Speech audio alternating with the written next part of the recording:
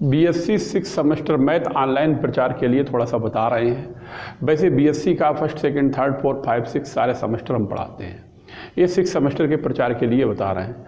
6 semester में first paper 2 paper हैं, first और सेकंड। फर्स्ट पेपर में 2 बुक्स हैं, एक है मैट्रिक स्पेस की और एक है कॉम्प्लेक्स एनालिसिस। दोनों की कंबाइंड बुक आती है एसजे पब्लिकेशन राइटर की। तो वो बुक में कॉम्प्लेक्स एनालिसिस का पार्ट हम पढ़ा रहे हैं, इसलिए कॉम्प्लेक्स एनालिसिस के बारे में लिखा है। कॉम्प्लेक्स एनालिसिस की बुक एसजे पब्लिकेशन राइटर से हम पढ़ाते हैं। पढ़ाने के बाद इसमें यूट्यूब चैनल हमारा बना हुआ आश्रम ट्यूशन सेंटर के नाम से। इस चैनल को तुम सब्सक्राइब करोगे तो इस कॉम्प्लेक्स एनालिसिस की वीडियो निकल आएंगी। अगर तुम्हारे पढ़ाई समझ में आए तो ये हमारा व्हाट्सअप नंबर है 7456813684। इस पर नाम क्लास कॉलेज का नाम भेजोगे, हम तुम्हें अपनी एप्लीकेशन से जोड़ देंगे। एप्लीकेशन से तुम जुड़े रहोगे 8-10 दिन डेमो के लिए। अगर पढ़ाई तुम्हें समझ में आए तो तुम्हें फीस भी पे करनी पड़ेगी। फीस पे करोगे फिर ये सारी वीडियो तुम्हारे पेपर तक रुकेंगी। ठीक है, बस इतना ही बताना है।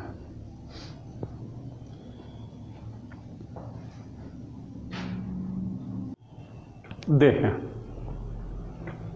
ये एग्जाम्पल 8 चल रही है पेज नंबर 43 पे। ये लिख दी, अभी पढ़ के बताएंगे, पहले उससे बता दें। ये चैप्टर चल रहा है एनालिटिक फंक्शन का, चैप्टर नंबर 2 है। इसमें एग्जाम्पल 8 कराने जा रहे हैं पेज नंबर 43 पे। इसमें क्या कह रहा है सुनो।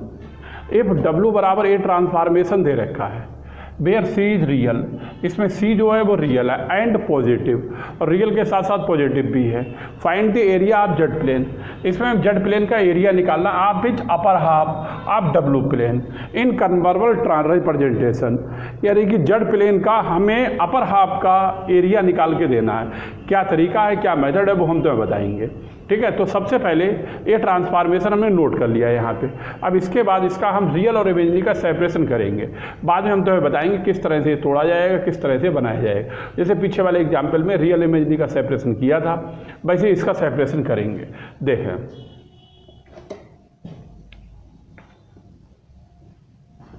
देखो जैसा तुम्हें मालूम है कि W बराबर A होता है U प्लस आई बी और Z बराबर होता है X प्लस आई वाई।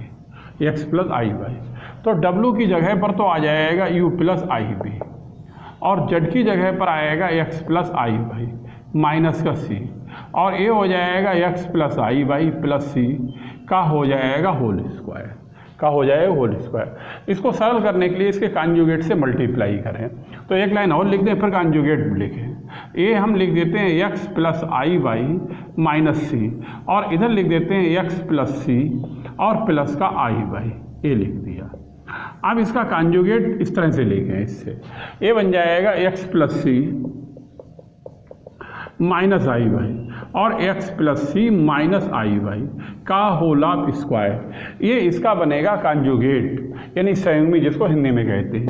अब इसकी हम करें मल्टीप्लाई।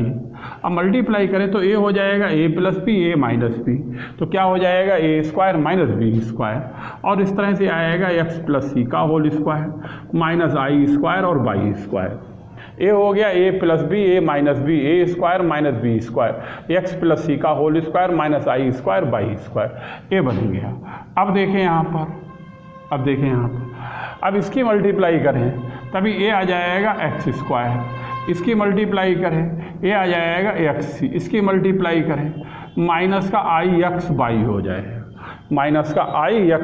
जाएगा, अब इसकी मल्टीप्लाई करें प्लस का आई एक्स वाई आ जाएगा, इसकी मल्टीप्लाई करें आई बाई और C हो जाएगा, इसकी मल्टीप्लाई करें आई स्क्वायर बराबर -1 माइनस माइनस प्लस का हो जाएगा वाई स्क्वायर, इसकी मल्टीप्लाई करें माइनस का XC और इसकी मल्टीप्लाई करें तो माइनस का C स्क्वायर हो जाएगा, और इसकी मल्टीप्लाई करें तो minus minus plus I C by हो जाएगा, ये हो जाएगा आई सी बाई, और पूरे का हो गया होल स्क्वायर सब पे लगा, नीचे भी लग गया ऊपर भी लग गया। अब कौन कौन से कटते हैं, ये आई एक्स वाई से आई एक्स वाई कट जाएगा और XC से XC कैंसिल हो जाएगा। अब यहाँ पर जो बचता है उसे हम नोट करते हैं। अब जो बचता है वो ये बचेगा ये X स्क्वायर आएगा और प्लस का वाई स्क्वायर, रियल वाला लिख लें पहले, वाई स्क्वायर माइनस का C स्क्वायर, और फिर आ जाएगा 2ICY पूरे का होल स्क्वायर, और अपान में देखो अपान में आएगा एक्स प्लस सी का होल स्क्वायर और प्लस का हो जाएगा बाई स्क्वायर, क्योंकि आई स्क्वायर बराबर minus minus minus plus plus का हो जाएगा बाई स्क्वायर। अब इसमें हम ए प्लस बी के होल स्क्वायर का फार्मूला लगा लें। जब होल स्क्वायर हो रहा है तो इसके होल स्क्वायर का लगा ले फार्मूला।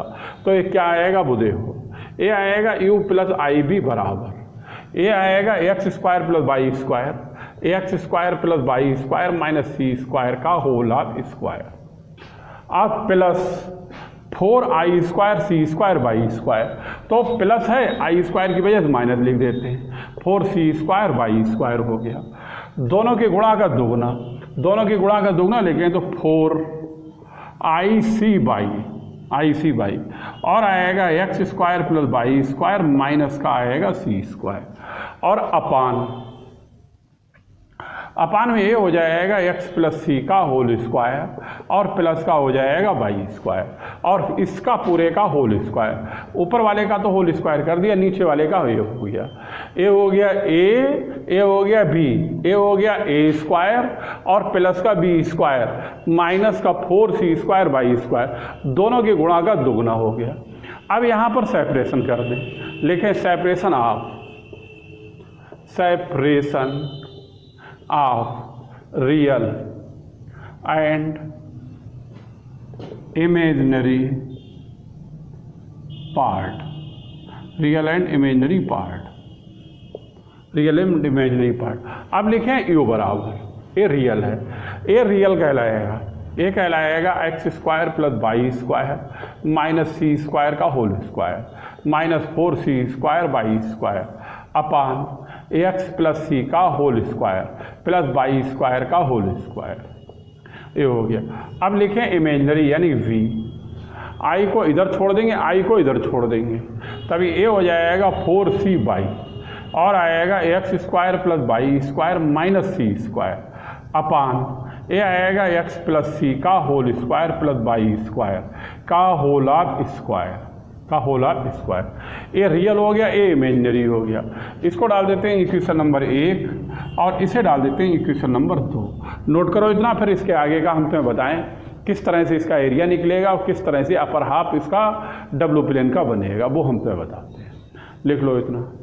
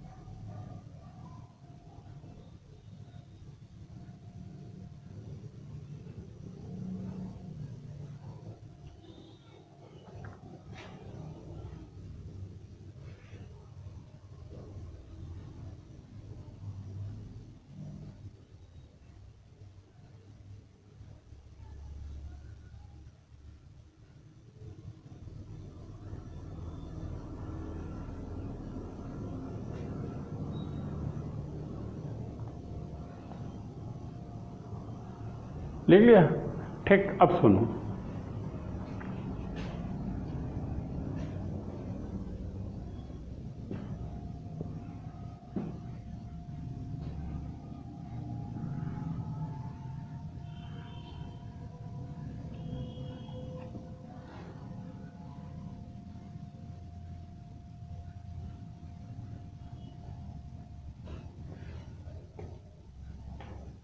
अब सुनो।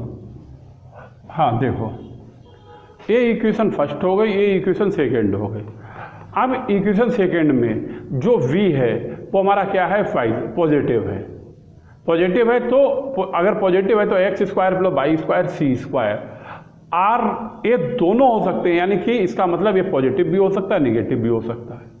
अगर पहले इतना लिख दें फिर आगे का बताएं, ठीक है। इक्वेशन 6 और पीछे वाला जो एग्जाम्पल कराया था उसमें नेगेटिव आ रहा था, उसमें ये नेगेटिव आ रहा था, उसको किस तरह से एक्सप्लेन किया, इसको किस तरह से करते हैं, इस बात को भी समझो। इसीलिए ये दोनों एग्जाम्पल तो मैं है तो एक सी, लेकिन इसीलिए बताया गया, तो मैं बता रहे हैं, ठीक है। अब लिखते हैं बाई इक्वेशन 2, बाई इक्वेशन 2, ठीक है। B is positive, B is positive. अगर बी पॉजिटिव है तो X square plus Y square minus C square positive, X square plus Y square minus C square are either both negative or positive. या तो ये दोनों plus भी हो सकते हैं, दोनों माइनस भी हो सकते हैं। लिख देते हैं either both positive, either both positive. एक मिनट भी फोन आ रहा है। हेलो,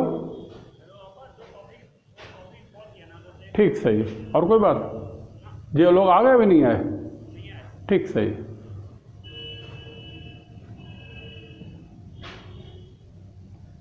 अब देखो, इसका मतलब है इक्वेशन सेकेंड ए हो गई। इसमें बी जो है, B is positive, a b positive है, तो इसका मतलब x square plus Y square minus सी स्क्वायर जो है, ये x square minus plus Y square minus सी स्क्वायर। अब इसका मतलब ये है x square plus Y square बराबर सी स्क्वायर, तो ये सर्किल को प्रदर्शित कर रहा है। तो इसका मतलब either both positive or negative, या तो दोनों प्लस होंगे या दोनों क्या होंगे, माइनस होंगे। तो यही लिखने जा रहा है, either both positive or negative, ठीक है। या तो दोनों प्लस या दोनों माइनस। अब इसका मतलब क्या है वो समझो। इट्स मीन, इसका मतलब है it's mean that the interior of the circle, that the interior of the circle,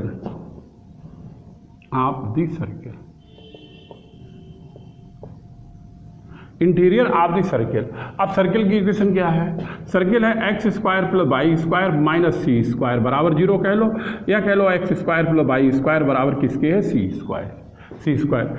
अब इसमें क्या है, अब ए लिया जाएगा, इंटीरियर वाला जब लिया गया, पॉजिटिव निगेटिव लिया गया, तो यहाँ पर lower half and interior of the circle is that the upper half. या तो लोअर हाफ होगा या कौन सा होगा, अपर हाफ होगा। तो इसको लिख दो इन द लोअर हाफ, मतलब सर्किल हमारा ए होता है, लोअर हाफ कौन सा हिस्सा हो गया, ए वाला हो गया, ए हो गया लोअर हाफ। एंड एक्सटीरियर, ये तो हो गया इंटीरियर, एंड एक्सटीरियर। अब एक्सटीरियर में कौन सा हो जाए, exterior of the circle, exterior of the circle in the upper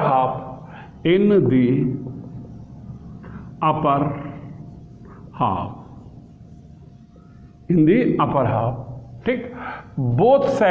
both जो दोनों हैं अपर हाफ ऑफ द डब्लू प्लेन, यही अपर हाफ ऑफ द डब्लू प्लेन के नाम से जाने जाएंगे। क्यों ऐसा है? क्योंकि इस सरफेस में जैसे ए प्लस, जैसे जो सर्किल बनना है x square plus Y square बराबर c square in the lower half, अगर ये लोअर हाफ में ज़्यादा तो exterior of the circle upper half हो जाएगा। बात समझ में? अपर हाफ बोथ अब आगे लिख लो, चाहे बोथ दोनों separately, both separately to the upper half of the circle, यही अपर हाफ दी सर्किल को प्रदर्शित करेगा, ठीक है। यही upper half of the circle को प्रदर्शित करेगा। अब ये कह रहा है find the area of Z plane, एक जेड प्लेन के एरिया को प्रदर्शित करता है, चाहे अपर हाफ ले लो चाहे लोअर हाफ ले लो, which is upper half of the डब्ल्यू प्लेन एंड कन्फॉर्मल रिप्रेजेंटेशन, और यही कन्फॉर्मल रिप्रेजेंटेशन कहलाती है, ठीक है, नोट करो इसे, फिर आगे की परिभाषाएं हम तुम्हें बताते हैं। ये दोनों तरह के एग्जाम्पल हमने तुम्हें इसीलिए कराए हैं, एक में नेगेटिव था, एक में क्या था, पॉजिटिव था। ठीक, अब आगे की परिभाषा लिखाएंगे तुम।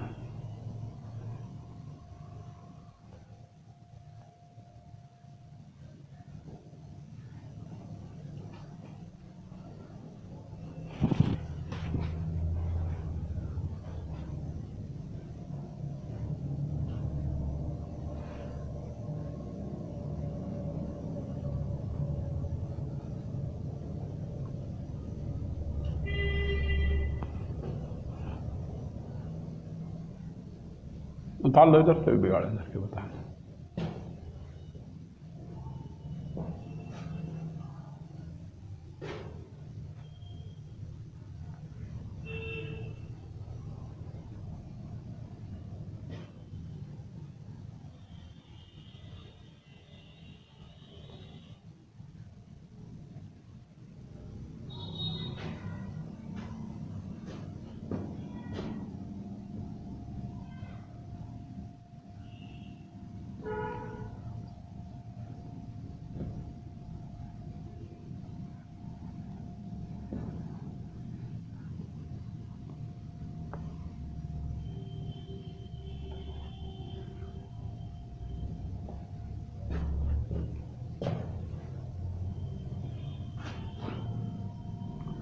अब इसके बाद है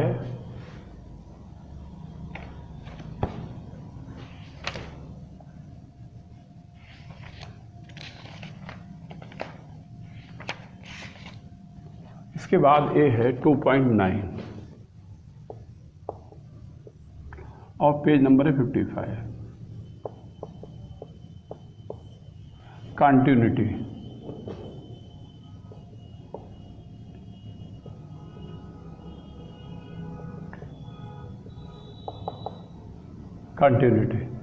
कंटिन्यूटी क्या होती है वो हमसे बताते हैं। कंटिन्यूटी की परिभाषा क्या है? दी फंक्शन एफ जेड, कोई फंक्शन एफ जेड है, आप एक कॉम्प्लेक्स वेरिएबल जेड, और एक कॉम्प्लेक्स वेरिएबल जो है वो क्या कहलाएगा, z, is said to the continuous at the point Z zero.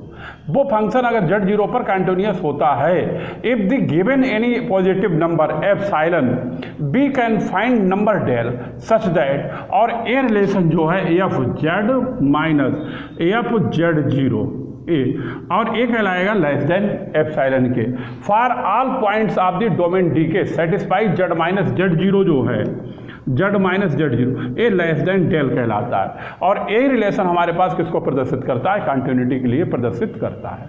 आया कुछ समझ में? फिर से हम समझा देते हैं, फिर से सुनो। कंटिन्यूटी का मतलब है दी function F Z, F Z क्या होता है, ए डब्ल्यू जो होता है वो हमेशा एफ जेड के बराबर होता है, और ए बराबर होता है हमेशा यू प्लस आई बी के। ए वैल्यू स्टैंडर्ड कहलाती है। अब फिर से पूरी परिभाषा एक बार सुन लो अच्छी तरह से, फिर हम तुम्हें लिखाएं। The function F Z of a complex variable Z is said to be continuous at the point Z zero, और ए किस पॉइंट पे कहलाए, Z zero, if the given any positive number epsilon, epsilon का मतलब इस तरह से बनता है epsilon, we can find the number del, और ए जो एप्सिलॉन होता है वो नंबर कौन सा फाइंड करता है, डेल, सच दैट। अब ए रिलेशन हो गया, अब a relation for all point of the domain d satisfy the relation. अगर इस रिलेशन को सेटिस्फाई करते हैं तो ए रिलेशन हमारा क्या कहलाता है, कंटिन्यूटी को प्रदर्शित करता है। बात समझ में? लिखो अब इसकी परिभाषा, अभी 2 बार हमने बता दी तुम्हें, अब हम लिखा देते हैं, लिखो।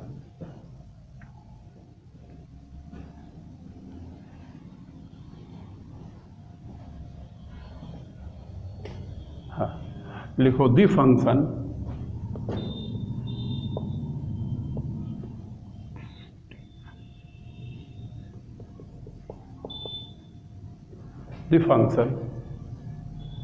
अरे भाई अब यहां से लिखो,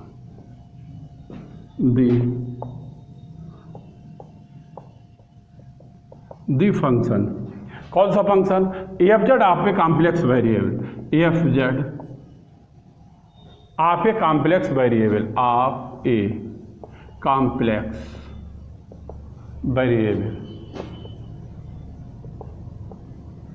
complex variable z is said to be continuous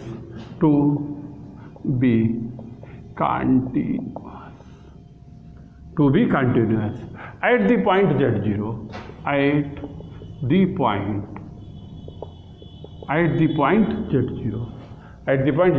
if given any positive number,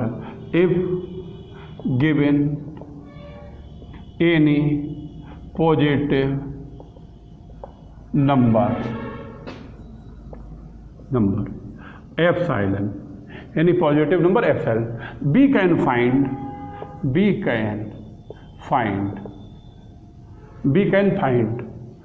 a number del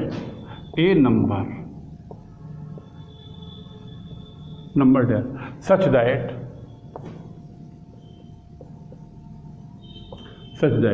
fz minus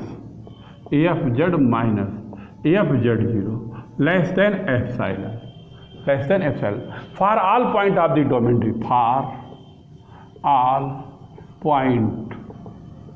for all points the domain D satisfying z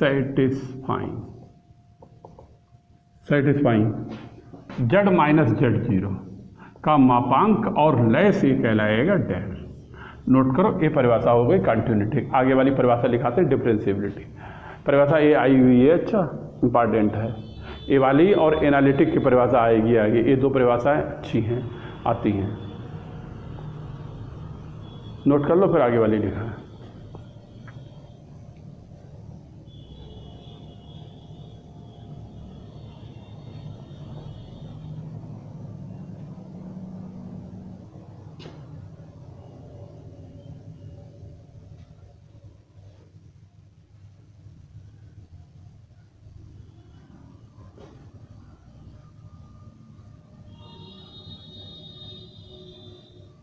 इसके बाद है आर्टिकल 2.10 और पेज नंबर है 56 पे।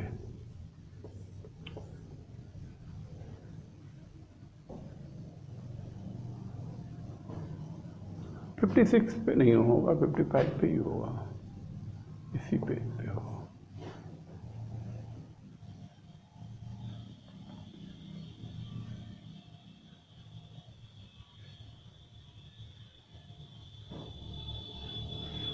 ठीक, बताएं अब आगे, अब सुनो।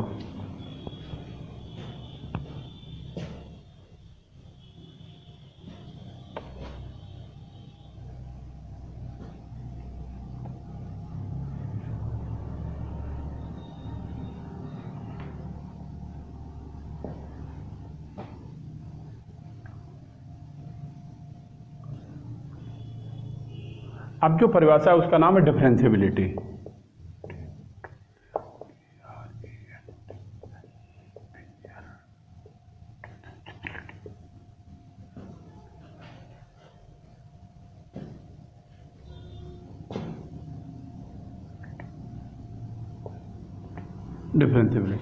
डिफरेंशिएबिलिटी शब्द बना किससे है? डिफरेंशिएबिलिटी शब्द डिफरेंशिएशन से बना है। डिफरेंशिएशन का मतलब क्या है? जैसे कभी भी डी एफ जेड बटे अगर डी जेड लिखा जाए और डिफरेंशिएशन की फॉर्म में इसको क्या लिखते हैं? F dash Z. तो ए एफ जेड का क्या है? डिफरेंशिएशन है। चाहे ऐसे लिख लो चाहे ऐसे लिख लो, तो इसी को एफ डैश जेड को ही हम डिफरेंशिएबिलिटी कहते हैं। बात समझे? डिफरेंशिएबिलिटी कोई नया शब्द नहीं है, ये शब्द डिफरेंशिएबिलिटी से, डिफरेंशिएशन से ही बना है। तो डिफरेंशिएशन कह लो चाहे डिफरेंशिएबिलिटी कह लो, बात एक ही है। ठीक है, तो अब इसका हम फार्मूला पहले लिखते हैं डिफरेंशिएबिलिटी का। ये होता है एफ डैश जेड जीरो, ये होता। अब इसको लिखते कैसे हैं? ये लिखते हैं limit Z equal to Z zero F Z minus F Z zero, F Z minus F Z zero बटे ये हो जाएगा Z minus Z zero, Z minus Z zero. ये डिफरेंशिएबिलिटी का फार्मूला हो गया। अब इसको थोड़ा सा हम लिख देते हैं, एक्सप्लेन कर देते हैं। अब लिखेंगे and we say that F Z is differentiable if the right exact, यानी कि ए पद हमारा डिफरेंशिएबिलिटी को प्रदर्शित करता है एफ जेड के लिए, और किसके लिए करता है, राइट एग्जैक्ट के लिए। This limit if it is exact is called differentiable of differentiation coefficient of F Z at Z zero and denoted by F dash Z zero. मतलब कुछ समझ में आया? एक कोएफिशिएंट जो है डिफरेंशिएबल का एफ जेड का जेड जीरो की फॉर्म में ए डिनोट होता है एफ डैश जेड जीरो से, और ए ही हमारा डिफरेंशिएबिलिटी का कोएफिशिएंट कहलाता है। तो लिखो एंड बी से, लिखो and we say, and we say that F Z is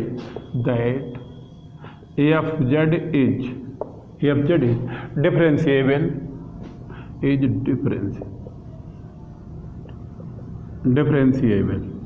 differentiable if the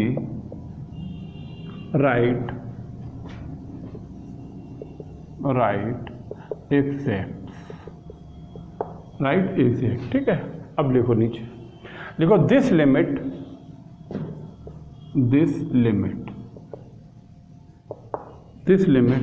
if it exacts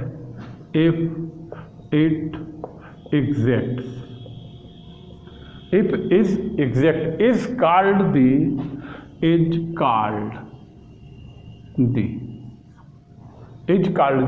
derivative. Differentiability का एक नाम डिफरेंशिएशन है और दूसरा इसको डेरिवेटिव भी कहते हैं, इसलिए हम डेरिवेटिव शब्द भी डाल देते हैं। Is called the derivative. अब ये डेरिवेटिव कोई और नहीं है, डिफरेंशिएबिलिटी चाहे डिफरेंशिएशन चाहे डेरिवेटिव सब एक ही मतलब है। Are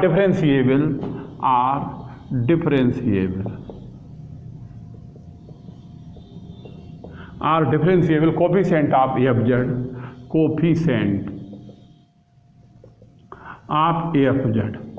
coefficient of F Z at Z zero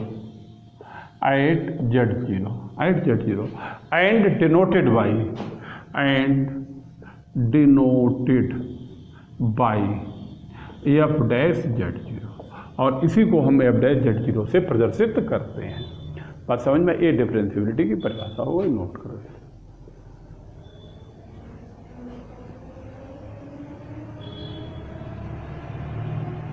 ठीक है, उतार लो। फिर एक और आर्टिकल तुम्हें हम कराते हैं अभी, तो आगे बताएं।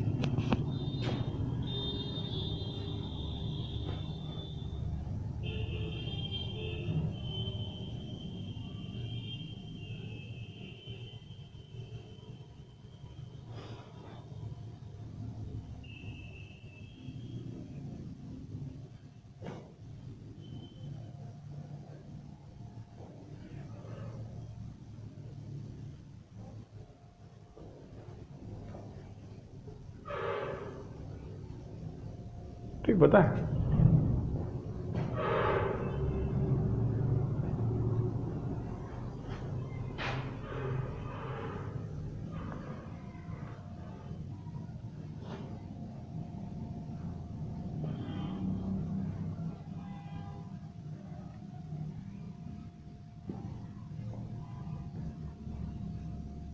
इसके बाद एक थ्योरम है, आई हुई है, अच्छी है, लिखाते हैं।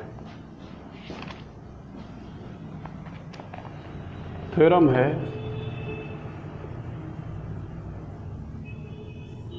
पेज नंबर 56 पे। थ्योरम नंबर नहीं पड़ा हुआ है इसलिए हमने थ्योरम डाल दिया। यह है continuity,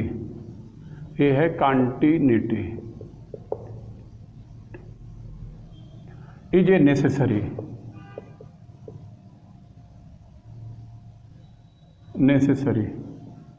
but not is sufficient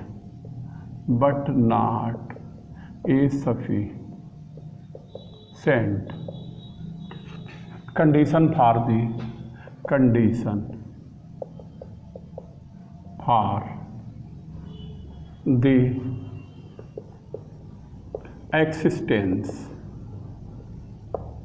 of a finite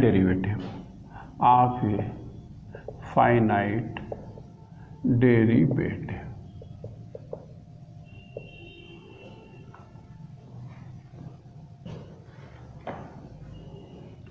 अब इसका मतलब समझो क्या है।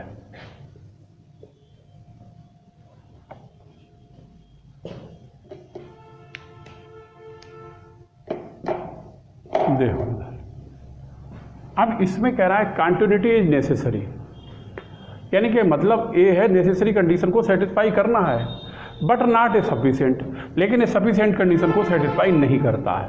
For the existence of finite derivative, यानी एक्सिस्टेंस ऑफ फाइनाइट डेरिवेटिव का मतलब है निश्चित डेरिवेटिवों में, यानी जिसमें डिफरेंशिएशन के पद निश्चित हों, उसमें हमें ये नेसेसरी तो प्रूव करना है, लेकिन सफिशिएंट यहाँ पर सेटिस्फाई प्रूफ नेसेसरी तो सभी प्रदर्शित करेगा, लेकिन सफिशिएंट प्रदर्शित नहीं करेगा। तो सबसे पहले हम लिखते हैं नेसेसरी कंडीशन। नेसेसरी कंडीशन, अब नेसेसरी कंडीशन में क्या है, कैसे क्या प्रूव करते हैं, इसके लिए हम यहाँ पर कुछ कंसीडर कर लेते हैं, यानी कुछ पद हम लेके चलते हैं। किस पे लेके चलते हैं, यानी कि z इक्वल टू z0 पे एक फंक्शन हम लेट कर लेते हैं। तो लिखते हैं टेकिंग। अब टेक करके यहाँ पर ये फंक्शन चलते हैं F z0 plus del Z minus F z0 minus del Z plus del minus का एफ z0, ये हमने फंक्शन यहाँ पे कंसीडर कर लिया, टेक कर लिया। अब इसी फंक्शन को हम दोबारा लिख सकते हैं, क्योंकि ए पद इसके बराबर तो लिख ही सकते हैं। क्यों लिख रहे हैं वो हम तो बताएंगे। इस तरह लिख लिया z0 plus del Z minus का एफ z0, इस तरह लिख लिया। अब इसको हम डेल जेड इसलिए लिख लिया है, डेल जेड से हमने गुणा कर लिया और डेल जेड से यहाँ पर भाग कर लिया। ठीक, ए पद यहाँ पे लेके चले, इसको डेल जेड से गुणा कर लिया, डेल जेड से यहाँ पर भाग कर लिया। ठीक है, अब सुनो, अब इसमें लिमिट लेते हैं, लिख लेते हैं टेकिंग लिमिट। अब लिमिट क्या लेते हैं, z इक्वल टू z0, ये लिमिट लेते हैं। ठीक है, बोथ साइड यानी दोनों तरफ लेते हैं, बोथ साइड। अब इधर भी लिमिट लगाएं, इधर भी लिमिट लगाएं। इधर लिमिट लगाएं z इक्वल टू z0 और ये हो जाएगा z0 plus del Z minus F z0, ये हो गया। अब इधर लिमिट लगाएं, limit z equal to z0, अब F z0 plus del Z minus F z0 बटे का हो जाएगा डेल जेड और इनटू का हो जाएगा डेल जेड, इनटू का हो जाएगा यहाँ पर डेल जेड। अब देखें इसके बाद, ठीक है, अब ए लिमिट बनी जाएगी। अब ए फंक्शन हमारा डेल जेड का हो गया, तो इसको हम इस तरह लिख लेते हैं, जब limit z equal to z0 है तो ए फंक्शन हमारा ए हो गया z0 plus del Z minus F z0 बटेगा डेल जेड, ब्रैकेट बंद। अब ए है तो इसको हम इस तरह लिख देते हैं, limit del Z equal to z0 और ए आ गया डेल जेड। अब डेल जेड की जगह पे जब 0 रखेंगे तो ये पूरा पद हमारा 0 के बराबर आ जाएगा। अब पूरा पद तो 0 हो जाएगा, कर देंगे आगे वाले पद में, लेकिन ए वाला रिलेशन हमारा है किसके बराबर, ए बराबर है एफ डैश z0। ये डेरिवेटिव कोएफिशिएंट अभी डिफरेंशिएबिलिटी तो बताया गया था। अब बचा ए वाला, इसमें जब लिमिट रखोगे तो इनटू का हो जाएगा 0 और ए बराबर किसके हो गया 0। जब ए 0 हो गया तो बचा ए हमारे पास limit z equal to z0 और आया f z0 plus del Z minus का एफ z0 और बराबर का पद आ गया 0, बराबर का आ गया 0। अब इसको हम इस तरह लिख लेते हैं, limit z equal to z0 और F z0 plus del Z और बराबर का हो जाएगा एफ z0, बराबर का हो जाएगा एफ z0। तो इसका मतलब ये हो गया F Z is continuous at z equal to z0। इसका मतलब ये हो गया F Z is continuous at z equal to z0, z equal to z0। और इसी को हम क्या कहेंगे, नेसेसरी कंडीशन। लिख दो, इज कॉल्ड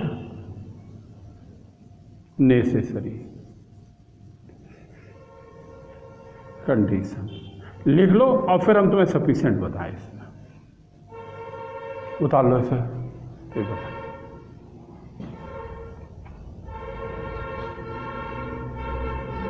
हाँ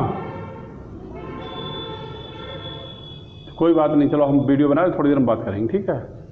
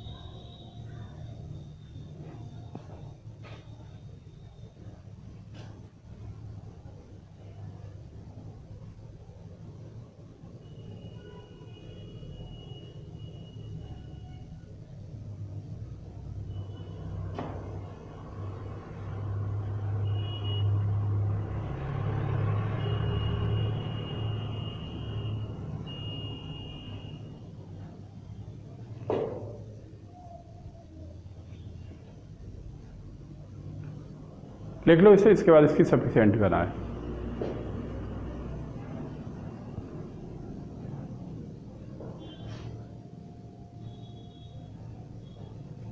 पता है? ठीक, देखो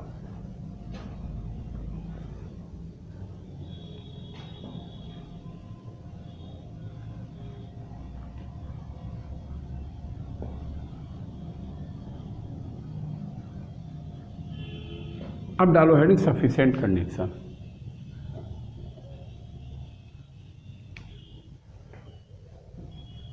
सफिशिएंट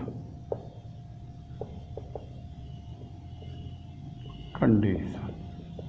अब इसे समझो सफिशिएंट कंडीशन के लिए कह रहा बट नॉट सफिशिएंट। अब इसमें सफिशिएंट सेटिस्फाई नहीं होगा। कहने का मतलब है f Z is continuous at Z equal to zero, यानी z equal to Z zero पर ए फंक्शन कंटिन्यूस है, hence it is not necessary differentiable at Z equal to Z zero.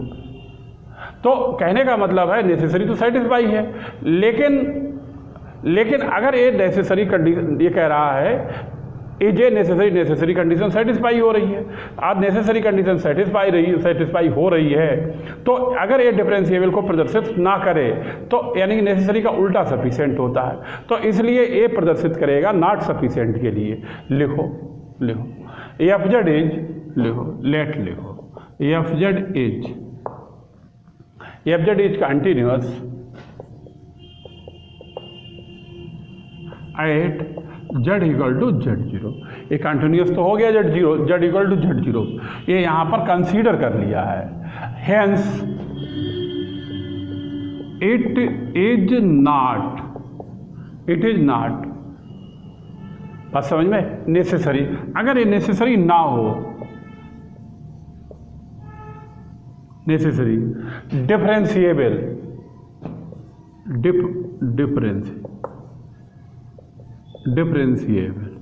Eight Z equal to Z zero, बात समझ में। Hence it is not necessary differentiable at Z equal to Z zero. अब अगर ये differentiable नहीं है, not necessary differentiable, अगर ये नेसेसरी नहीं है तो डिफरेंशिएबल होगा किस पे होगा, Z equal to Z zero पे। तो ये क्या कहलाएगी, सफिशिएंट कंडीशन नॉट सर, यानी कि इसी को हम क्या कहते हैं, अगर ये नेसेसरी कंडीशन को सेटिस्फाई नहीं कर रहा है तो यही कहलाएगा नॉट सफिशिएंट। ठीक है,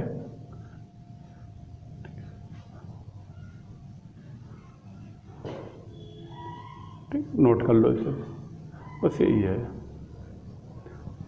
अगर ये नेसेसरी को, ठीक है, नोट करो।